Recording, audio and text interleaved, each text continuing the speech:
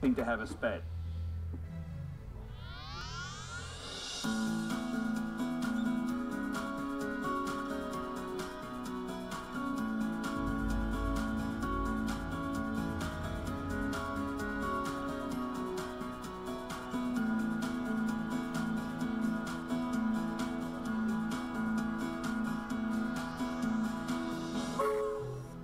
Hello and thanks for being with us again on this edition of Train Talk.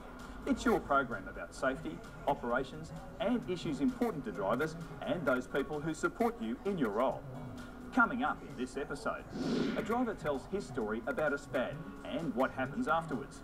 It's a gutsy effort designed to support and inform the whole driver community. And part 2 of our special report on safety critical communications. We get some tips on how to get it right and avoid the pitfalls.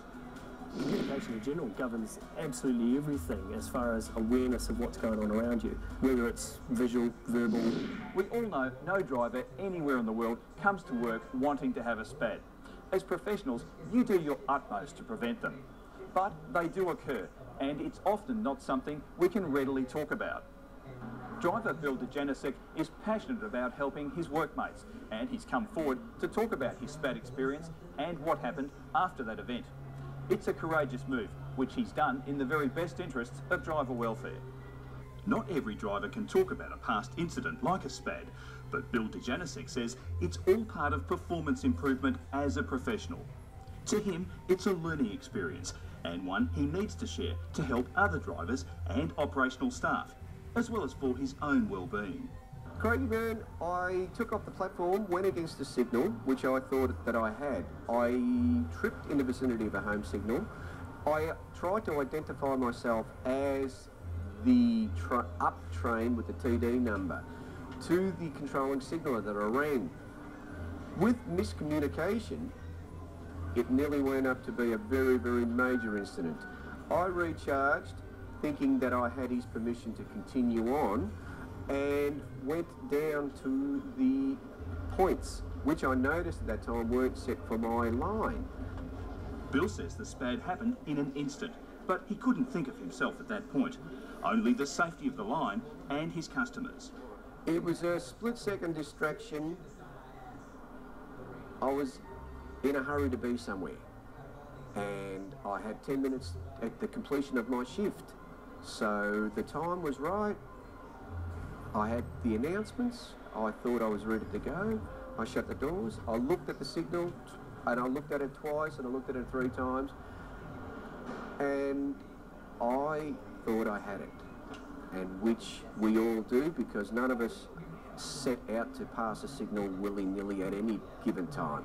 It was just one of those things that happened. I passed it, and as soon as I passed it, the training set in, and that training was for me to contact the controlling signaller straight away to find out exactly what happened, so that I did not endanger anyone else's lives in any way, shape or form.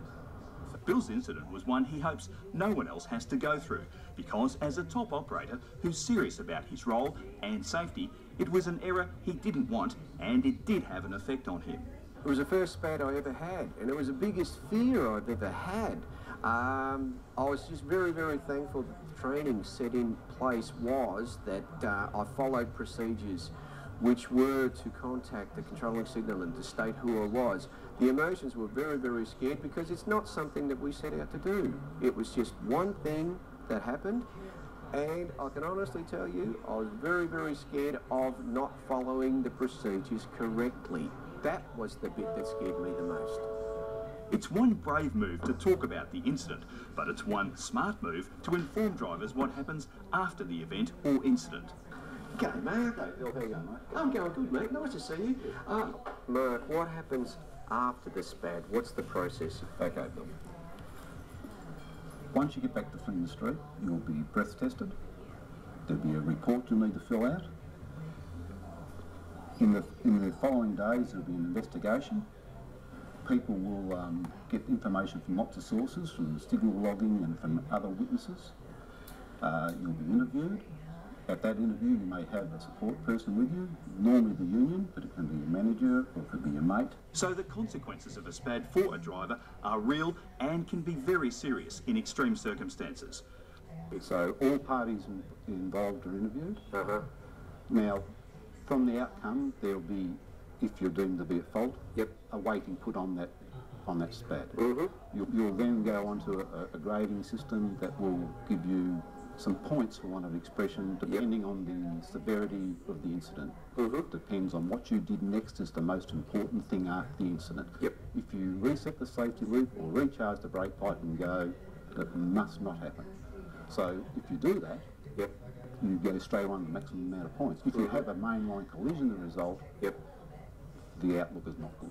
Once that determination is made about the incident, a driver then may be put on a rehabilitation process. You'll receive remedial training to make sure training wasn't deficient. You'll go on a monitoring system to check on your welfare and to make sure that you're applying training to the standards required. That may be an audit with a principal driver, trained driver specialist once a week for the first month. That then may go to once a month for the next 5 months, and then depending on how those audits progress, you will then go back onto your biannual auditing system. All right, until and once that's finished, if I have a point score, how long does it last? Normally lasts 2 years. Okay, so... And it'll accumulate. So if you're unlucky enough to be involved in another situation, the previous events are taken into consideration and that's added to your next offence. All right, Look, no one comes to work with the view of having a SPAD bill. No. And there's normally a series of events that lead up to having it. So, take on board what's being offered. SPADs is extremely serious in this industry. Our whole business is based around trains not going past signals and stop. Bill's got an important message for all his fellow drivers that he believes will assist greatly in these circumstances. The learnings out of this for me is it's made me more aware and appreciative of people's feelings when they go through a signal. Whereas once upon a time I just thought, if you're going through a signal, you weren't concentrating. Now it makes me a little bit more aware of that.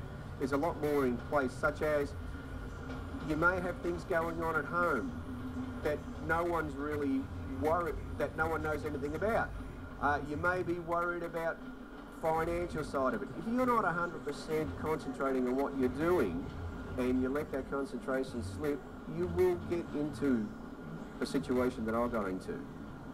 And what I would like to see is, I would like to see my fellow drivers minimise the impact of their SPADs by following the procedures correctly, and to think just a little bit logically and not to be scared of what other people are going to think of them.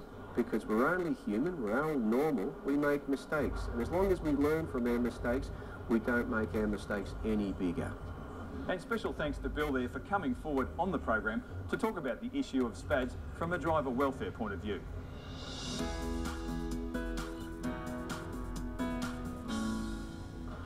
In our previous episode, we covered the concept of safety critical communications and how vital that is in the railway. We looked at the operational risks and heard your views on the consequences. Here's a quick reminder. Safety critical communication. Just think about the power and significance behind those 3 words. Safety, yours and everyone else's. Critical, you work in a high priority industry where operational risks must be managed. And communication, well, that must be a given for any railway role. The important thing about good, effective communication is that everyone's on the same page. Absolute clarity all the time. That's the way to get those